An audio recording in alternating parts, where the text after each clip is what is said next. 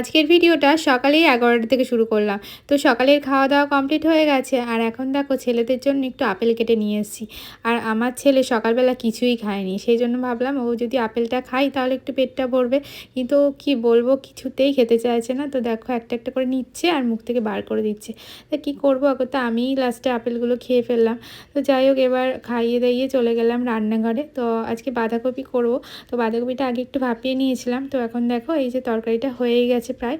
আর আজকে না পমপ্লেট মাছ নিয়ে এসেছে বাজার থেকে। এই মাছটা না আমার ছেলে আর ছেলের পাপা দুজনেরই খুব পছন্দের একটা মাছ। তো আজকে অনেক দিন পর পমপ্লেট মাছ নিয়ে এসেছে। তো ভাবলাম এটা সর্ষে পোস্ত দিয়ে করি। তো এটা বেশ ভালো লাগে সর্ষে পোস্ত দিয়ে করলেই। তো দেখো এই যে সর্ষে পোস্ত ঝোলটা করে নিয়েছি আর তারপর মাছগুলো এক এক করে ছেড়ে দিলাম। তো আজকে বেশ অনেকগুলোই মাছ রান্না করেছি। আর এদিকে করছি মুসুরির ডাল। তো আজকে আর করব বেগুন ভাজা। তো বেগুন ভাজা না শীতকালে খেতে আমার তো ভীষণই ভালো লাগে, কিন্তু এত তেলটা টানে, কি বলবো, মানে তেলই খাওয়া হয়, ভীষণই আনহেলদি, কিন্তু কিছু করার নেই, মাঝে মাঝে খেতেও তো ইচ্ছে করে।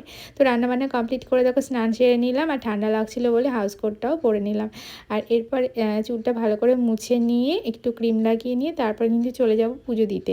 প্রায় 2টো বেজে গেছে, খাওয়া দাওয়া করতে হবে। আর আজকে পুজো দিতে গিয়ে আমার ছেলে যা কাণ্ড করেছে কি আর বলবো, সমস্ত কিছু ফেলে ছেলে একাকার করেছে। আর বাতাসাগুলো তো নিয়েই খেয়ে নেয়, কি বলবো, ওকে নিয়ে না পুজো দেওয়াই যায় না। সব কিছু ওপরে তুলে রাখলাম আর এসে চলে এসেছি রান্নাঘরে, ভাতটা বেড়ে নিলাম দেখো সবার জন্য।